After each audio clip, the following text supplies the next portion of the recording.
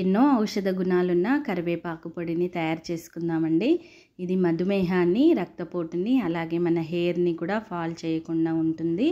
Daily compulsory ఒక spoon మనం కరివేపాకు పొడిని మనం తినే ఆహారంలో మనము వేసుకొని తిన్నామనుకోండి, మన హెల్త్కి కూడా చాలా మంచిదండి.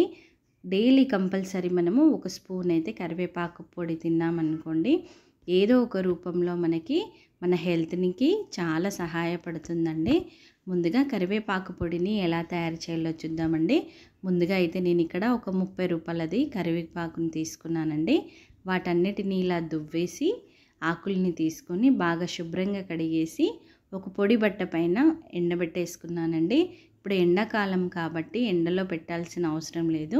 ఎండ వేడికే మనకి కరివేపాకు చాలా బాగా మంచిగా ఎండిపోతుందండి. చూసారు కదా, నీళ్ళు అస్సలు తడి లేదు. ఆకు కూడా మనకి పూర్తిగా మంచిగా ఎండిపోయింది. అస్సలు చూడండి ఎంత బాగా ఎండిపోయిందో. ఇప్పుడు దీనికి మనము పొడిని తయారు చేసుకుందామండి. కరివేపాకు పొడిని ముందుగా ప్యాన్ పెట్టుకొని ప్యాన్ వేడెక్కాక పావు కప్పు వరకు అయితే శనగపప్పు వేస్తున్నానండి. అలాగే పావు కప్పు వరకు అయితే మినపప్పు అండి. నేను ఇక్కడ ఆయిల్ వేయట్లేదు, డైరెక్ట్గా రోస్ట్ చేసుకుంటున్నానండి. 2 టేబుల్ స్పూన్ల వరకు అయితే జీలకర్ర వేసాను. ఇప్పుడు వీటన్నిటిని లో ఫ్లేమ్లోనే మనం వేయించుకుందామండి, మాడనివ్వకుండా. కనీసం ఒక 2-3 నిమిషాల పైననే మనకి టైం పడుతుంది. మధ్య మధ్యలో కలుపుతూ మాడనివ్వకుండా ఈ పప్పులని మంచి వాసన వచ్చేంత వరకు వేయించుకుందామండి. ఇవి కొద్దిగా వేగిపోయాయి కదా, ఇప్పుడు కారాన్ని తగ్గట్టు వేసుకోండి. నేనైతే ఇక్కడ ఒక 20 ఎండుమిర్చీలను వేసుకున్నాను. మనకి కరివేపాకు వచ్చేసి ఇక్కడ 4 కప్పులు అయిందండి నాకు. దాన్ని బట్టి నేను వేసుకుంటున్నాను. మీరు చేసే క్వాంటిటీని బట్టి మీరు కారాన్ని వేసుకోండి. ఇప్పుడు లో ఫ్లేమ్లోనే మనము దీనన్నిటినీ మనము ఎండుమిర్చిలను కూడా వేసాం కదా, మంచిగా దూరగా వేయించుకుందాము, మధ్య మధ్యలో కలుపుతూ మాడనివ్వకుండా. ఇక్కడ ఆయిల్ ఎందుకు వేయలేదంటే కొన్ని రోజులు అయిపోయాక మనకి ముక్క వాసనలాగా వస్తుందండి పొడి, అందుకే నేను డ్రై రోస్ట్ చేస్తున్నాను. మీకు ఇష్టం ఉందనుకోండి ఆయిల్ కానీ నెయ్యి కానీ కూడా వేసుకోవచ్చు. ఇప్పుడు ఇవన్నీ వేగిపోయాయి. దీనిని ఒక ప్లేట్లోకి తీసేసుకుందాము.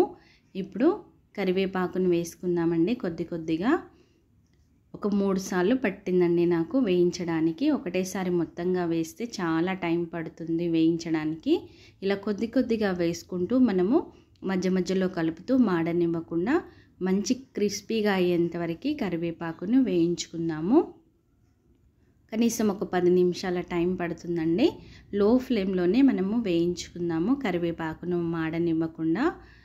చూసారు కదండి, కలర్ ఎంత బాగా చేంజ్ అయిపోయింది. కరివేపాకు కూడా మంచిగా క్రిస్పీగా అయ్యింది. ఇలా చేతితో నలిపితే మనకి పౌడర్ లాగా అయిపోతుంది. చూసారు కదండి, కరివేపాకు మంచిగా వేగిపోయింది. ఇప్పుడు అన్నిటినీ ఇలాగే వేయించుకుందాము. పూర్తిగా కరివేపాకుని కొద్ది కొద్దిగా వేస్తూ. ఇప్పుడు కరివేపాకు మంచిగా వేగిపోయింది కదండి, పూర్తిగా చల్లారనిచ్చుకుందాము. ఆల్రెడీ మనం పప్పులను కూడా వేయించుకున్నాం కదా, అవి కూడా పూర్తిగా చల్లారిపోయాయి. ఇప్పుడు మనము చల్లారాకనే మనం మిక్సీ జార్లో వేసుకొని మిక్సీ చేసుకోవాలండి, వేడిపైన చేయొద్దు. ఇప్పుడు మిక్సీ జార్ తీసుకొని ఇప్పుడు మనం వేయించుకున్న పప్పులు ఉన్నాయి కదండి, వాటన్నిటినీ వేసేసుకుందాము. ఇప్పుడు అలాగే రుచికి సరిపడా ఉప్పును కూడా వేసుకుందామండి. ఇక్కడ నేను మామూలు సాల్ట్ని వాడుతున్నానండి, మీరు కావాలంటే కల్లుప్పును కూడా వేసుకోవచ్చు. ఇప్పుడు అలాగే 10 నుంచి 12 వరకు అయితే వెల్లుల్లి రెబ్బలండి, వాటిని కూడా వేసేసుకుందాము. ఇప్పుడు మూత పెట్టేసి ఒక బరకగా దీనిని గ్రైండ్ చేసుకుందామండి. మరీ ఎక్కువగా పౌడర్గా మెత్తగా కాకుండా ఇలా బరకగా గ్రైండ్ చేసుకుందాము. ఇప్పుడు కొద్ది కొద్దిగా మనం కరివేపాకుని వేసుకొని కరివేపాకు పొడిని కూడా మనం తయారు చేసుకుందాము. ఒకటేసారి మొత్తంగా వేయకండి, కొద్ది కొద్దిగా వేస్తూ మనం పౌడర్ని తయారు చేసుకుందాము. ఇప్పుడు మూత పెట్టేసి దీనిని కూడా మనం పౌడర్లా చేసుకుందామండి. చూసారు కదండి, మరీ ఎక్కువగా మెత్తగా కాకుండా ఇలా ఉంటే సరిపోతుంది. మనకి చాలా బాగుంటుందండి. డైలీ మనము వేడివేడి అన్నంలోకి కరివేపాకు పొడిని ఒక ముద్ద తిన్నామనుకోండి, మనకి ఎలాంటి బీపీ అలాగే షుగరు, హెయిర్ ఫాల్ అనేటివి ఉండవండి. కంపల్సరీ మీరు కూడా ట్రై చేయండి.